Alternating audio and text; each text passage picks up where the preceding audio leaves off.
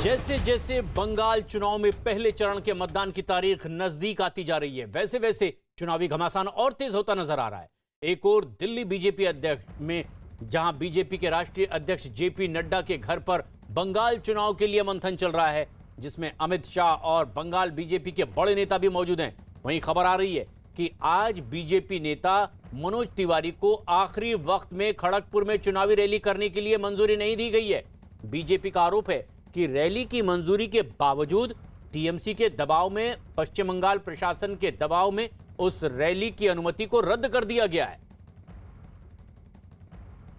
आज ऐसे में जबकि दिल्ली में बेहद अहम बैठक हो रही है, बीजेपी के राष्ट्रीय अध्यक्ष जेपी नड्डा के घर पश्चिम बंगाल के और असम के तमाम वरिष्ठ नेताओं की मौजूदगी होने वाली है और शाम को ही सीईसी की बैठक है। केंद्रीय चुनाव समिति की बैठक से पहले जेपी नड्डा के घर बैठक।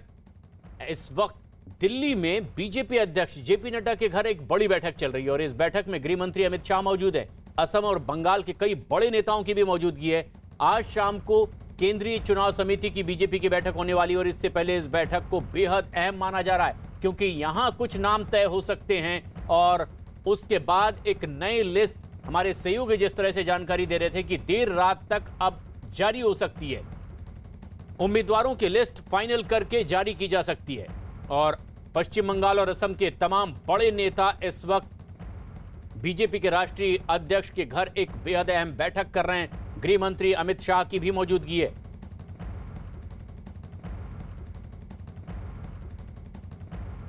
हमारे सहयोगी संदीप बोल इस वक्त हमसे सीधे जुड़ रहे हैं और साथ ही साथ अमित सिंह जो कोलकाता में मौजूद हैं, जिसे लेकर सियासी मंथन हो रहा है दिल्ली में।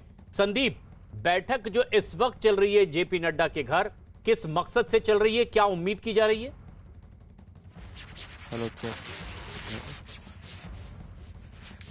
उस बैठक में सबसे पहले आसाम जो नेता है वो मौजूद थे, तो वहाँ पे मौजूद थे विश्वा शर्मा, जितेंद्र, ये लोग मौजूद थे। उसके बाद गृह मंत्री अमित शाह पहुंचे और उसके बाद बैठक शुरू हुई और उसके बाद 11 बजे के करीब जो है बंगाल बीजेपी के लीडर जो है वो आना शुरू कर चुके थे और इस वक्त जो है तमाम वो नेता, जिसमें कैलाश विजयवर्गीय है, शुभेंदु अधिकारी है, दिलीप घोष है, राहुल सिन्हा है, वो सब इस वक्त अंदर हैं और अभी चल रही है। प्रशांत, खास बात यह है कि दोनों एक साथ इसलिए भी बैठे दिख रहे हैं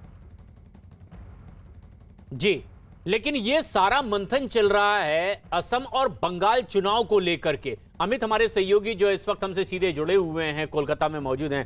अमित, टीएमसी ने तो एक साथ अपने उम्मीदवारों की लिस्ट जारी कर दी थी, लेकिन बीजेपी कोलकाता में कैसे देख रही है? एक के बाद एक हर चरण के लिए उम्मीदवारों के नाम तय किए जा रहे हैं और किस तरह की सुगबुगाहट कोलकाता में? जी हाँ, बिल्कुल। आज भी कई नामों पर एक राय बन सकती है और उसके बाद जो है एक नई लिस्ट जारी हो सकती है, लेकिन लिस्ट जारी होने से पहले एक नामों पर जो राजामंदी है, जिस तरीके से बंगाल बीजेपी बंगाल के तरफ से, जो बीजेपी एक ऐसी पार्टी है जो कि ग्राउंड जीरो से जिनका नाम सूची के तौर पर जाता है 1, 2, 3 करके, उस तरीके से लिस्ट जो है वो दिल्ली पहुंचा और उस पर अब मंथन होगी। जो टीएमसी ने एक साथ 291 सीटों का नाम जारी किया है, अब उन नामों को देखते हुए बीजेपी जो है अपनी रणनीति तय करेगी। उस समय वहां का वोट बैंक देखते हुए, कि वोट जाति समीकरण देखते हुए, वहां का कल्चर देखते हुए अब उस पर जाकर मंथन करेगी और उसके बाद जो है इस बैठक में सीईसी की बैठक जो होने वाली है शाम को, उसके बाद अगर सभी नामों पर एक मंथन किया जाएगा और उसमें अगर एक राय बनती है तो उसके बाद नई लिस्ट जारी होगी। बीजेपी ये लिस्ट जारी हो सकती है और इस पर सभी की निगाहें हैं। पश्चिम बंगाल चुनाव पर आज शाम बीजेपी की एक बड़ी बैठक होने जा रही है। केंद्रीय चुनाव समिति की बीजेपी की यह बैठक होगी दिल्ली में। आज शाम बीजेपी केंद्रीय चुनाव समिति की जो बैठक करेगी उसमें कुछ नाम फाइनल कर सकती है और बताया जा रहा है कि इस बैठक में पश्चिम बंगाल चुनाव के लिए उम्मीदवारों की दूसरी लिस्ट जारी हो सकती है। प्रधानमंत्री नरेंद्र मोदी भी इस बैठक में हिस्सा लेने वाले हैं क्योंकि केंद्रीय चुनाव समिति के वो भी सदस्य हैं और बतौर सदस्य भी वो इसमें मौजूद रहेंगे। संदीप बोल हमारे सहयोगी इस वक्त हमसे सीधे जुड़े हुए हैं। संदीप, अभी जो बैठक हो रही है, क्या केंद्रीय चुनाव समिति में उन मुद्दों को लेकर जाया जाएगा, कुछ नामों को और फाइनलाइज किया जाएगा, उससे पहले का ही मंथन है जो इस वक्त हुआ है जेपी नड्डा के घर की बैठक में? जी प्रशांत, अभी फिलहाल बैठक चल रही है और इस बैठक में उसी सब चीज़ों पर चर्चा की जा रही है कि जब सीईसी की बैठक में जब नाम तय किए जाने हैं उससे पहले का एक ये स्टेप है जिसमें कि सारे बंगाल के, असम के नेता बैठकर डिसाइड कर रहे हैं कि किसकी प्राथमिकता क्या होनी चाहिए, किस सीट से किस उम्मीदवार के जीतने की उम्मीद ज़्यादा है उसको किस सीट से जो है टिकट दिया जाए। तो वो सब अभी यहीं अंदर जो है जेपी नड्डा के घर में इस पर मंथन चल रहा है। उसके बाद बैठक खत्म होने के बाद एक सूची तैयार की जाएगी जो कि शाम को होने वाली बैठक में रखी जाएगी। उसके बाद फैसला लिया जाएगा कि किस उम्मीदवार को किस सीट से खड़ा करना है। और साथ ही बंगाल की बात करें, बंगाल में जिस तरीके से हालात बने हुए हैं, जिस तरीके से वहाँ पे बीजेपी और टीएमसी के बीच में जो जुबानी जंग भी हम लोग देख रहे हैं, उस पर किस तरीके की रणनीति हो सकती है, कैसी रणनीति अपनाई जा सकती है, उसको लेकर भी जो है चर्चा जाहिर सी बात है यहाँ हो रही होगी। क्योंकि आसाम और बंगाल दोनों के नेता यहाँ अंदर मौजूद हैं और कुछ हिस्सा जो है बंगाल का आसाम से भी जुड़ता है। तो ऐसे में ये भी कोशिश की जा रही है कि उन सब इलाकों में, उन सब कॉन्स्टिट्यूंसीज में जो कि आसाम के साथ जुड़े हैं या आसाम में और बंगाल में, तो ऐसे में ये भी तय किया जा रहा है, बातचीत की जा रही है कि किसके जीतने की प्रोबेबिलिटी है, क्या किस तरीके की स्थितियां ज़मीन पर है, कौन सा उम्मीदवार किस बेहतर कंडीशन में है। क्योंकि यहाँ पे पूरी तरीके से बीजेपी जीतने के मकसद से ही जो है मैदान में उतरी हुई है। बंगाल उनके लिए सबसे प्रायोरिटी के लिए स्टेट है और पूरी ताकत जो है बंगाल में झोंका गया है। लेकिन ऐसा नहीं है कि बंगाल के चलते आसाम को जो है नेग्लेक्ट किया जाए। और यही वजह है कि दोनों तरफ किस तरीके से उम्मीदवारों को उतारना है, किस उम्मीदवार को टिकट देना है, जीतने की प्रोबेबिलिटी किसकी कितनी ज्यादा है, उस पर अभी फिलहाल मंथन हो रहा है। उसके बाद शाम की बैठक में यहीं से जो सूची और ये जाएगी, मंथन का दौर लगातार जारी है। दो तस्वीरें हमारे दर्शक इस वक्त देख रहे हैं। ये मंथन जेपी नड्डा के घर, बीजेपी के राष्ट्रीय अध्यक्ष हैं, तमाम वो वरिष्ठ नेता जो इस बैठक में विचार विमर्श कर रहे हैं कि आगे की रणनीति क्या होगी, किन नामों को अब चुनावी मैदान में और उतारा जाएगा अगले चरण को लेकर। लेकिन ये बैठक हो रही है दरअसल शाम को होने वाली बीजेपी की केंद्रीय चुनाव समिति की बैठक से पहले, जिस बैठक में सार रूप में चीजों को रखने की तैयारी इस वक्त बीजेपी के राष्ट्रीय अध्यक्ष जेपी नड्डा के घर चल रही है। असम के वरिष्ठ नेता यहां पर मौजूद हैं, बंगाल से जुड़े नेता मौजूद हैं, तमाम वो वरिष्ठ नेता जो इसे लेकर रणनीति बना रहे हैं वो इस वक्त बैठक कर रहे हैं। असम और बंगाल को लेकर कुछ नाम फाइनल किए जाएंगे।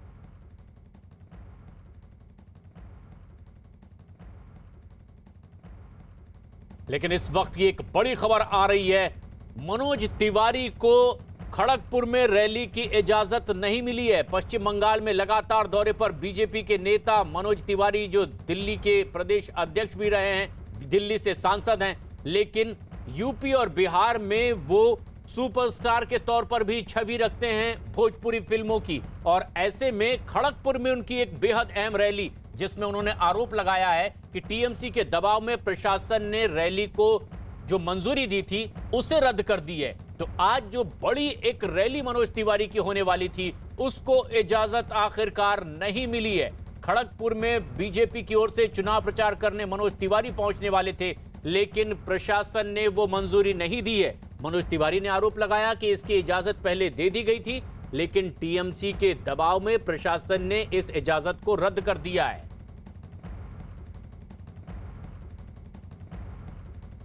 ममता बनर्जी की चोट पर भी उधर सिवासी बवाल मचा हुआ है और बंगाल बीजेपी के अध्यक्ष दिलीप घोष ने एक बार फिर से कहा है कि ममता को चोट खंबे से टकराने की वजह से लगी है। उन्होंने ममता को चोट पर सियासत ना करने की नसीहत भी दी है। सारा तरीका लोग अपनाते हैं। ममता बनर्जी की स्थिति ऐसी है कि पार्टी टूट रही है। उनके जो पुराने सिपाही पार्टी खड़ा करने में जिनका बड़ा योगदान रहा, ऐसे लोग पार्टी छोड़कर भाग रहे हैं। अब उनके लिए स्टार प्रचारक भी नहीं है पार्टी को लड़ाई में सामने से लीड करने वाले। तो इस स्थिति में वो घबराई हुई है, नया नया तरीका ढूंढ करके लोगों का सिंपैथी क्रिएट करने की प्रयास करी है। जहाँ तक मालूम हुआ, डोर खोल करके खड़े होकर रोड शो में जैसे हाथ दिखाते ऐसे ही कर रही थी। बगल में कोई खंबा में टकरा करके डोर उनकी पैर में चोट आई डोर से। स्वाभाविक है, तो चोट होता है तो ट्रीटमेंट होना चाहिए, लेकिन उसको लेकर राजनीति जब शुरू हो गया तब माहौल गर्म हुआ। उसको लेके प्रदर्शन बंद, रास्ता में जुलूस। तो इस प्रकार राजनीति से बंगाल को कुछ मिलने वाला नहीं है।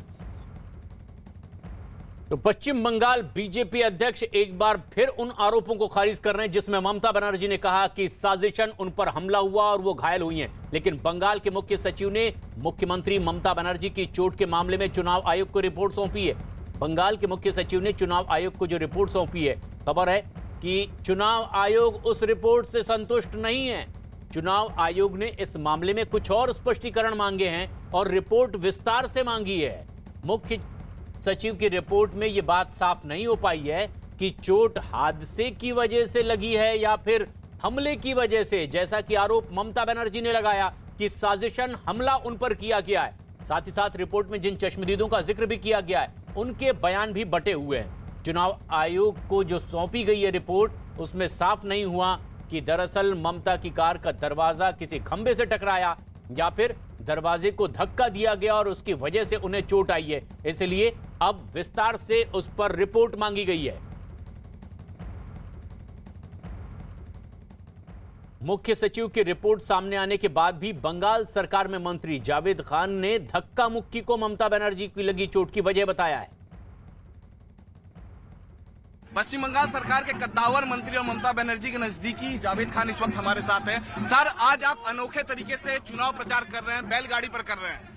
आज जो प्रतिवाद हम लोग कर रहे हैं, काला कृषक बिल जो पास किया है सेंट्रल गवर्नमेंट ने किसानों के खिलाफ, उसके लिए किसानों के समर्थन में, और डीजल और पेट्रोल का और गैस का जो दाम बढ़ा है उसका प्रतिवाद करना जरूरी है। हमारी नेत्री ने प्रतिवाद शुरू किया, हम लोग उस प्रतिवाद को आगे ले जा रहे हैं और मोदी को ये बता रहे हैं, उनको धन्यवाद जना रहे हैं कि आज हिंदुस्तान को वो पीछे ले जा रहे हैं। इसके लिए धन्यवाद, क्योंकि अब आदमी गाड़ी और पेट्रोल का दाम बढ़ गया है, गाड़ी में तो आदमी चढ़ नहीं सकेगा, बस चलेगा नहीं, ट्रेन चलेगा नहीं, तो गोरो गाड़ी का टाइम फिर आ गया, फिर गोरुगाड़ में हम लोग चलेंगे। नंदीग्राम में जो हादसा हुआ था ममता बनर्जी के साथ, मुख्य सचिव ने चुनाव आयोग को अपनी रिपोर्ट दे दी है, जिसमें उसने कहा है कि जो वहां पर लोगों से बातचीत हुई है, दोनों पक्षों के वहां पर लोग थे, बीजेपी के भी लोग थे, समर्थक टीएमसी के भी लोग थे। तो हादसा का कहीं से पुष्टि नहीं, कोई वीडियो नहीं, और ना ही वो भी दिख रहा है कि कहीं से वो भी तस्वीरें नहीं आ पा रही है कि जिससे वो पिलर से उनकी गाड़ी टकराई हो। आज आप लोग देख रहे हैं इलेक्शन कमीशन, क्रिकेट में 11 प्लेयर होता है, 12 प्लेयर क्या नाम है इलेक्शन कमीशन है, वो आज तमिलनाडु में 234 सीट है, वहाँ 1 दफा का निर्वाचन हो रहा है, यहाँ 8 दफा का क्यों हो रहा है 294 में। आज लोग निरपेक्ष नहीं है। इसलिए दूसरी बात है कि आज इससे पहले भी इलेक्शन हुआ है, कोई घटना नहीं हुआ। आज इलेक्शन कमीशन जो रोल अदा कर रहा है बंगाल में, बंगाल के लोग इसका सराहना नहीं कर रहे हैं। ममता के मंत्री जावेद खान सीधे इलेक्शन कमीशन पर ही आरोप लगा रहे हैं और उन्हें बायस बता रहे हैं। अमित सिंह हमारे सहयोगी लगातार हमारे साथ बने हुए हैं। अमित, लेकिन अब जो मुख्य सचिव ने रिपोर्ट सौंपी है चुनाव आयोग को, उससे वो संतुष्ट नहीं है, क्योंकि वो ये जानना चाहते हैं कि जो आरोप ममता बनर्जी लगा रही है कि उन पर साजिशन हमला किया गया है, इस रिपोर्ट में उससे कुछ भी साफ नहीं हो रहा है। क्या कोई और डेडलाइन दी गई है कि आप विस्तार से कब तक ये रिपोर्ट फिर एक बार सौंपे? देखिए, मुख्य सचिव के द्वारा जो रिपोर्ट चुनाव आयोग को दी गई है उससे ये साफ नहीं हो रहा है कि जो ममता बनर्जी आरोप लगा रही हैं क्या वो सही है या गलत। जो उनके साथ हादसा हुआ है, ये साजिशन हुआ है या 4-5 लोग, या फिर ये एक एक्सीडेंट है। इसी वजह से चुनाव आयोग जो है वो काफ़ी ज़्यादा नाखुश है और चुनाव आयोग को जो रिपोर्ट मुख्य सचिव के द्वारा दिया गया है उसमें ये साफ लिखा हुआ है कि वहाँ पर जो लोगों से बयान लिया गया, जब DM, DIG, SP, additional SP मौके पर पहुंचे थे, उन्होंने तमाम वीडियोग्राफी की है, तमाम फोटोग्राफी की है, और जो बयान लोगों से लिया गया है, जैसे मिठाई वाले दुकान और आसपास के जितने भी दुकान थे वहां पर, वो लोग किसी ना किसी पार्टी से इन्फ्लुएंस थे। इस वजह से जो है जांच के लिए और भी उनको समय चाहिए। और जो इकलौती सीसीटीवी वहां पर लगी हुई थी, जो एक ज्वेलरी का शॉप था उसने लगवाया था, और वो सीसीटीवी कैमरा चल नहीं रहा था और उसका डायरेक्शन भी दूसरी तरफ था। और जो ममता बनर्जी के साथ जो हादसा हुआ है, ये एक्सीडेंट है या फिर साजिश, उस बारे में भी ये पुष्टि नहीं हो पा रही। तो वीडियो अभी तक कहीं से बरामद नहीं हुआ, लिहाजा वो उनको और समय चाहिए। और इसी वजह से जो है चुनाव आयोग नाखुश भी है, क्योंकि चुनाव आयोग चाहता था कि उन्हें सही तरीके से जानकारी मिल जाए कि जो ममता बनर्जी आरोप लगा रही हैं, ये वो सही है या गलत, उनके साथ साजिश हुआ है या फिर केवल ये एक्सीडेंट है। प्रशांत, और ऐसे में जबकि खुद पश्चिम बंगाल के सचिव ने रिपोर्ट सौंपी है, उसमें भी इस बात की पुष्टि नहीं हो रही है जो आरोप ममता बनर्जी लगा रहे हैं कि उन पर हमला किया गया है। रिपोर्ट में इस तरह की कोई बात नहीं कही गई है, इसलिए विस्तार से भी ये अहम मामला है। और ऐसे में जबकि मनोज तिवारी को खड़गपुर में नहीं मिली है इजाजत रैली करने की, और ऐसे में हमलावर है मनोज तिवारी की टीएमसी के दबाव में प्रशासन ने उन्हें जो अनुमति दी थी उसे भी रद्द कर दिया गया है। न्यूज 18 इंडिया से खास बातचीत में क्या कह रहे हैं मनोज तिवारी, आप भी सुनिए। तो उड़न खटोले में हमारे साथ है नेताजी मनोज तिवारी। मनोज जी, आप तो बीजेपी के स्टार कैंपेनर हैं। बिहार से लेके बंगाल तक, उत्तर प्रदेश से लेके असम तक, हर जगह मनोज तिवारी नजर आते हैं। जी अरुण भाई, जम्मू कश्मीर भी जाता हूँ और देश के हर कोने में हम जाते हैं, क्योंकि हमारी जो बात है वो नरेंद्र मोदी जी के नीतियों को धरातल पर लाने के लिए है और ये देश उस पर विश्वास करता है।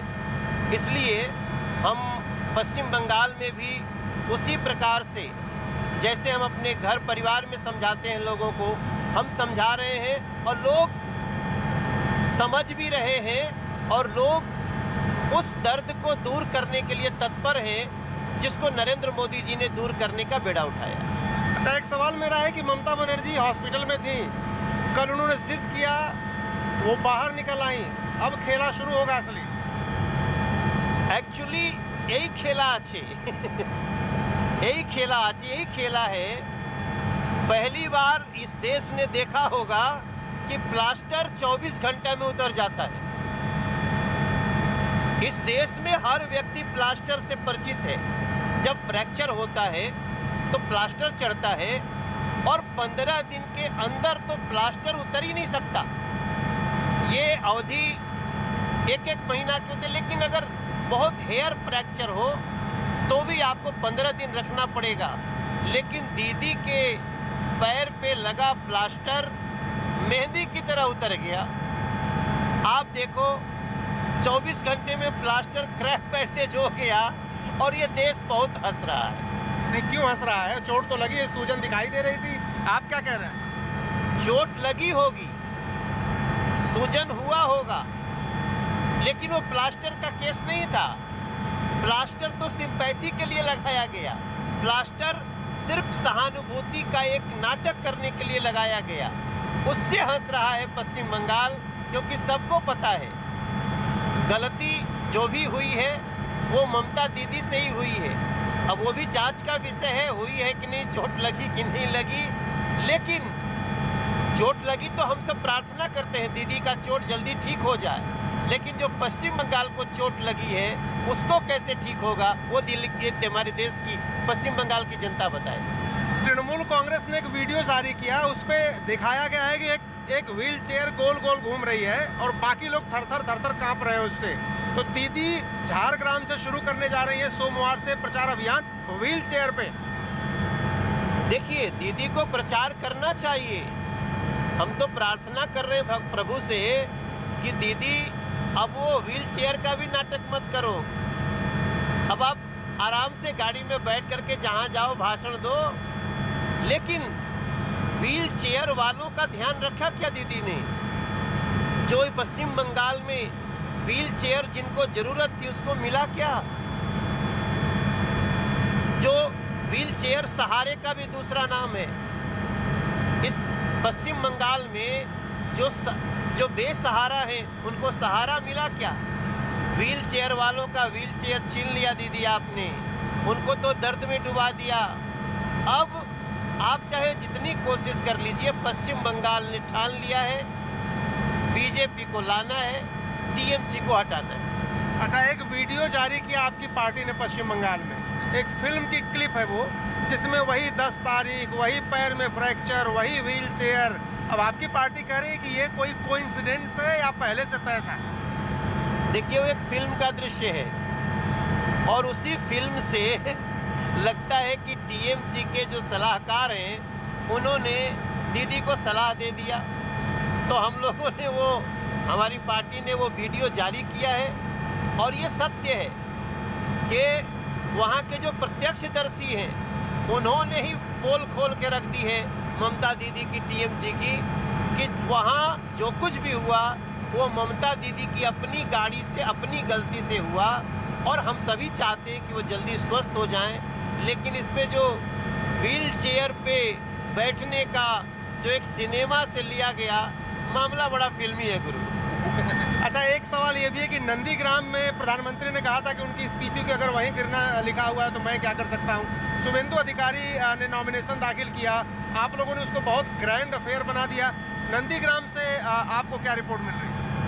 नंदीग्राम में शुभेंदु अधिकारी जी को बड़ी जीत मिलने जा रही है और नंदीग्राम से भारतीय जनता पार्टी का ऐसा परचम निकल रहा है जो पूरे पश्चिम बंगाल की सरकार बदल रहा है। आखिरी सवाल मेरा मनोज तिवारी जी आपसे, आपका अंदाज एकदम अलग होता है, जहां जाते हैं आप छा जाते हैं। पश्चिम बंगाल के लिए कौन सी तैयारी है, कैसे यहाँ के लोगों को लुभाएंगे, कैसे यहाँ के लोगों को समझाएंगे? हम तो बस एक ही लाइन सबको कह रहे हैं कि आसचे एबार बीजेपी सरकार, आसचे एबार बीजेपी सरकार, पश्चिम बंगाल में प्रथम बार बीजेपी सरकार। तो मनोज तिवारी अपने अंदाज में पश्चिम बंगाल के चुनावी रणभूमि में उतर चुके हैं और प्रचार अभियान की शुरुआत उन्होंने कर दी है। आज पूरे दिन मनोज तिवारी के साथ रहेंगे और आपको हर रंग उनके चुनाव प्रचार का दिखाते रहेंगे। बने रहिए न्यूज़ 18 इंडिया के साथ।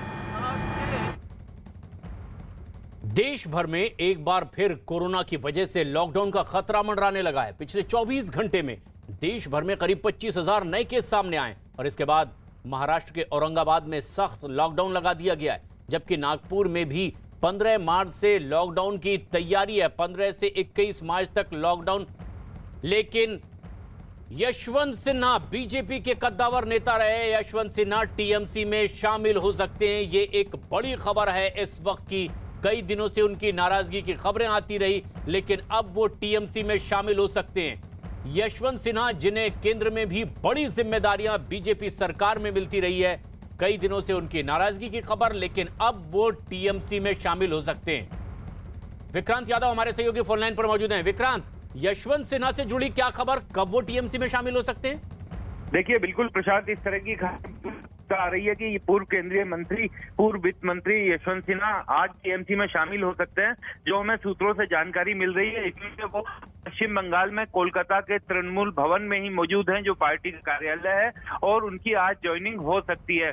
पिछले काफी समय से वो बीजेपी से नाराज भी चल रहे थे और कई बार उनके वक्तव्य इस तरीके के आते थे जिसमें वो केंद्र सरकार की नीतियों की भी आलोचना करते हुए दिखाई देते थे। तो अब चूंकि बंगाल का चुनाव चल रहा है, उनके कितना राजनीतिक फर्क पड़ेगा ये कहना थोड़ा आकलन जल्दबाजी होगा, लेकिन एक पॉलिटिकल संदेश देने की कोशिश की जा रही है कि यशवंत सिन्हा के जरिए कि उन्होंने इस समय टीएमसी को ज्वाइन किया है।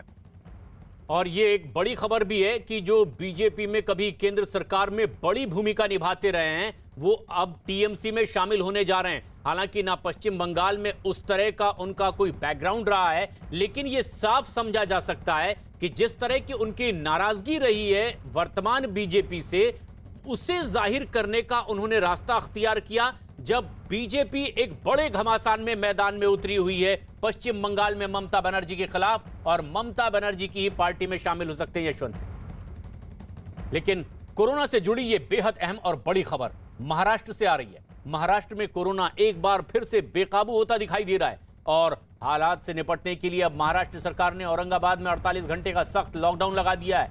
आंशिक लॉकडाउन वहां लगातार है, लेकिन वीकेंड पर ये शनिवार और रविवार का 2 दिन का सख्त लॉकडाउन है।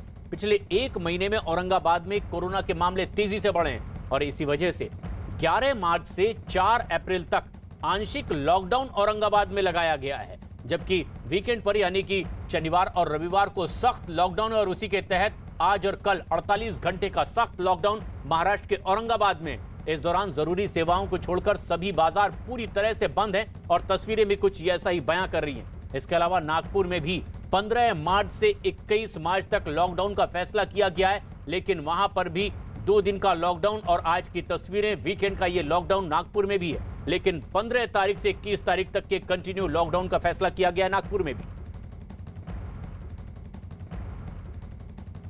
एहतियात के तौर पे कई जगह पे लॉकडाउन किया गया है, कई डिस्ट्रिक्ट में पार्शियल लॉकडाउन है, रात का कर्फ्यू लगाया गया और निश्चित रूप से प्रशासन पूरी तरह से इलाज को लेके तैयारी है।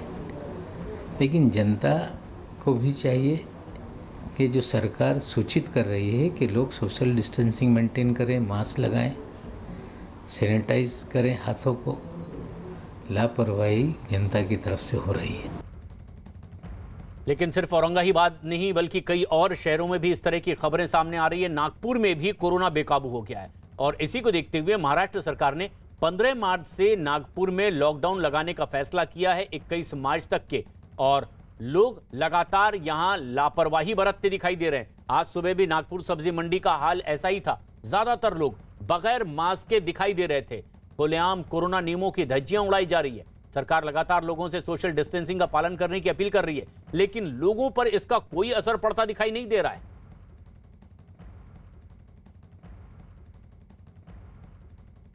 पारस दामा हमारे सहयोगी मुंबई में मौजूद हैं, आशीष सिंह दादर सब्जी मंडी में और मनोज शर्मा भोपाल से, जहां पर अब सीधे सीधे असर दिखाई देने लगा है। मध्य प्रदेश में भी कोरोना के मामले बढ़ रहे हैं, लेकिन आशीष हमारे सहयोगी दादर सब्जी मंडी में। आशीष, जो जमीनी हकीकत है वो क्या दिखाई दे रही है दादर सब्जी मंडी में, ऐसे में जबकि कोरोना के मामले तेजी से बढ़ रहे हैं? प्रशांत, सब्जी मंडी से थोड़ा सा हटकर ही दादर स्टेशन का इलाका, और यहाँ पर देखें, यहाँ पे विवाद आपको साफ तौर पे दिखाई पड़ेगा मास्क को लेकर। ये इस शख्स को क्लीन अप मार्शल, जो कि बीएमसी प्रशासन की तरफ से मास्क को लेकर और इन सब चीजों को लेकर कार्रवाई करने के लिए जो है रखी गई है, वो यहाँ पे मौजूद है। एक बात बताए, क्या हुआ है, हुआ क्या है, आपको क्यों पकड़ा गया है? जस्ट मेरा ही लूज हो गया था, नॉर्मल लिस्ट में नीचे आ गया। नॉर्मल आने से वजह से उन्होंने पकड़ा मेरे को, ठीक है ना। मतलब क्या है कि जानबूझ के नहीं हुआ ना सर, क्या है कि अब एक कॉर्ड डाला था, जस्ट मेरा नीचे आ गया था, मुझे भी मालूम नहीं, मतलब ऐसा ही होगा। मतलब साफ तौर पे देखिए, मास्क अगर नीचे है, जरा सा भी लूज है, तो उसके ऊपर कार्रवाई की जाएगी। बीएमसी के लोग हैं, क्लीन अप मार्शल के लोग हैं। मैम, एक चीज जानना चाहूंगा, कार्रवाई कितने लोगों पे अब तक की जा चुकी है मास्क को लेकर, और किस तरह की कार्रवाई जारी है, और ज्यादातर मामले किस तरह के आ रहे हैं? वरती आणि थुकण्यावरती आहे, थुकलं की ते पण 200 रुपये फाईन आहे, आणि मास्क यांचा खाली होता ते पण 200 रुपये फाईन आहे। मास्क अगर नीचे है बिल्कुल तो 200 रुपए का फाइन, और नहीं थूकने पे 900 का फाइन। यहाँ पर भी देखिए, ये देखिए, यहाँ पे भी बिना मास्क के थे, इस वजह से कार्रवाई हुई। एक बात बताएं, क्या हुआ है, क्या हुआ? मैं खुद मीडिया वाला हूँ, मैं थोड़ा शॉपिंग के लिए आया था, बर्थडे का, लड़की का बर्थडे, इसके लिए थोड़ा सा बातचीत करने के लिए मैंने मास्क निकाला। मास्क सिर्फ जो है निकाला था, और यहाँ पे समझा जा सकता है लोग बड़ी तादाद में लापरवाही बरत रहे हैं, और क्या लापरवाही एक बड़ी वजह है। लेकिन हमारे सहयोगी पारस दामा भी क्रॉफर्ड मार्केट में मौजूद हैं। आशीष, जिस तरह की तस्वीरें आप दिखा रहे थे, अपने सहयोगी पारस के पास चलते हैं। पारस, क्या आप अपने इर्द गिर्द देख पा रहे हैं, क्या लोग महसूस कर रहे हैं कि उनकी लापरवाही बड़ी वजह है कोरोना के मामले बढ़ने के लिए? जी, पहली बात तो ये, हम क्रॉफर्ड मार्केट में खड़े हैं। ये मुंबई का वो इलाका है जहाँ पे लोग दूर दूर से शॉपिंग करने के लिए आते हैं। क्रॉफर्ड मार्केट का वो इलाका, आप देख सकते हैं ये नज़ारा। 12 बजे का समय है और यहाँ पे पैर रखने की भी जगह नहीं है। इस पूरी भीड़ को देखने के बाद सिर्फ एक ही चीज़ समझ आ रही है हमें कि क्या सहूलियतें जो हैं वो लोगों की जान से ज़्यादा इम्पॉर्टेंट है। सोशल डिस्टेंसिंग की धज्जियां उठ रही हैं। यहाँ पे देख रहे हैं किस तरह लोग जो हैं दुकानों पे खड़े हैं। इस साइड की गली में भी मैं आपको दिखा रहा हूँ कितने लोग हैं। यहाँ ना पैर रखने की जगह है, वहाँ पे भी लोग जाके शॉपिंग कर रहे हैं। सबसे बड़ी बात यही समझ आ रही है कि क्या आपकी सुविधाएं आपकी जान से ज़्यादा इम्पोर्टेंट है। और पारस, ये बात लोगों को भी समझनी है कि जो नियम बताए जा रहे हैं कि सोशल डिस्टेंसिंग हो, आप हाथ धोएं और मास्क भी बहुत ज़रूरी है। लेकिन अब सिर्फ मुंबई और महाराष्ट्र में ही नहीं, बल्कि असर तो मध्य प्रदेश में भी देखा जा रहा है। मामले तेजी से बढ़ रहे हैं। आशीष, जिस तरह की तस्वीर दिखा रहे थे, हमारे सहयोगी मनोज भोपाल से सीधे जुड़ रहे हैं। मनोज, क्या ताजा अपडेट मिल पा रही है भोपाल से, मध्य प्रदेश की? सर, हमारे साथ जो मध्य प्रदेश के चिकित्सा शिक्षा मंत्री हैं विश्वास सारंगी, हम उनसे पूछते हैं सर, ये 600 से ज़्यादा मामले अब मध्य प्रदेश में आ गए हैं। इंदौर में वही पुरानी बातें, फिर 200 से ऊपर का आंकड़ा। हालत वाकई चिंताजनक हो रहे हैं क्या? देखिए, सभी जगह कोरोना के केस बढ़ रहे हैं, पर हमारी सरकार पूरी मुस्तैदी से हर विषय पर दृष्टि रखी हुई है और हम कटिबद्ध हैं हर समस्या का समाधान करने के लिए। जहां तक भोपाल और इंदौर के केसेस की बात है, लगातार बढ़ रहे हैं और इसलिए माननीय मुख्यमंत्री जी भी स्वयं समीक्षा कर रहे हैं और हमने निर्णय लिया यदि इसी तरह केस बढ़ेंगे तो हम नाइट कर्फ्यू पर भी विचार कर सकते हैं। एक हफ्ते से बोल रहे हैं सर आप लोग ये? नहीं, क्योंकि देखिए तीनों चीज़ें हैं। यदि इस तरह का कर्फ्यू लगता है तो रोज़मर्रा की ज़िंदगी में लोगों को बहुत दिक्कत आती है, तो हर विषय पर ध्यान रखते हुए ही कोई निर्णय लेना है। एक बात है सर, ये 72 घंटे कि महाराष्ट्र से अगर कोई मध्य प्रदेश आ रहा है तो क्या उनको 72 घंटे की नेगेटिव रिपोर्ट होना जरूरी है? बहुत महत्वपूर्ण है। RT-PCR की नेगेटिव रिपोर्ट के बाद ही उनको एंट्री मिले। इसका निर्णय इसलिए लिया गया है कि महाराष्ट्र में ये बहुत तेजी से बढ़ रहा है। एहतियात बरतने की बात लगातार कही जा रही है मध्य प्रदेश के मंत्री की ओर से भी। बच्चे चाहें तो देश बदल दें, बच्चे चाहें तो एक नई दुनिया बसा दें। ऐसे ही कुछ अद्भुत यंग जीनियस के साथ नेटवर्क 18 दिखा रहा है एक अनोखा शो, बायजूस यंग जीनियस। आज शाम 7 बजे न्यूज 18 इंडिया पर मिलिए मुंबई के 13 साल के तृप्तराज पंड्या से, जो दुनिया के सबसे छोटे तबला वादन का वर्ल्ड रिकॉर्ड बना चुके हैं। जब सिर्फ 2 साल के थे, घर के बर्तन बजाकर सभी का ध्यान तृप्तराज ने अपनी ओर खींचा। जब 3 साल के हुए तो इस बच्चे ने ऑल इंडिया रेडियो में तबले का लाइव परफॉर्मेंस दिया। 4 साल के हुए तो दूरदर्शन का न्योता मिला और इसी तरह 6 साल के होने पर तृप्तराज का नाम Guinness book of world record में सबसे कम उम्र के तबला मास्टर के तौर पर दर्ज हो गया।